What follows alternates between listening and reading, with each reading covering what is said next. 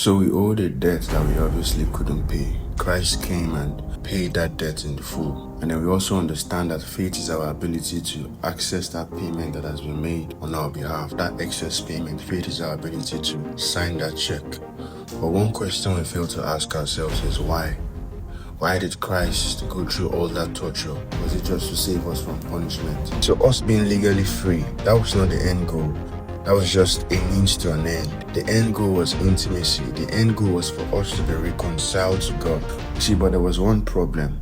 And what was that problem? Light and darkness cannot coexist. Sin represented darkness and God is light. So God could not be in that kind of intimate relationship that he wanted to be if sin was involved, if sin was present. So Christ came and tore the veil and removed that sin factor from the equation. 1 Peter 3:18 says, Christ suffered for our sins once for all time.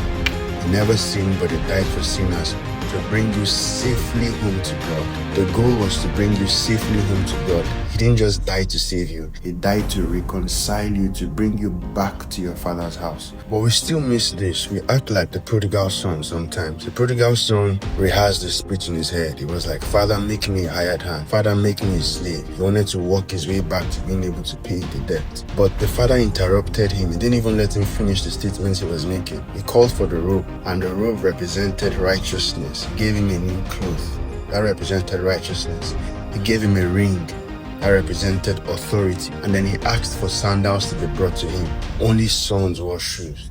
So the father was saying, I don't want you to be just an employee who obeys all the rules. I want you to come back to be my son. That's different from you just being a servant. Now notice this particular detail. The father threw him a party before he did anything. Before he lifted a finger, the father threw him a party. All he really wanted was his boy back. Now this changes everything for us. We don't obey God anymore from a place of fear. We don't obey God anymore from the place of leverage, trying to pay back the debt. We obey God now from a place of relationship. We obey God now from a place of love, a place of fellowship. And as we fellowship with Him, as our relationship with Him grows stronger, all those things that displease Him, they become foreign to us. We start to let them go. As you enter into your identity as the Son of the Father, all those things that are inconsistent with you being the Son of the Father, they begin to drop off. You begin to lose taste for those things. And that is the process of sanctification. So stop trying to be a hired hand. You can now call God Father. You can call Him Abba, because you have been reconciled back to the Father's house. My name is Daniel, and I'll see you tomorrow. Stay blessed.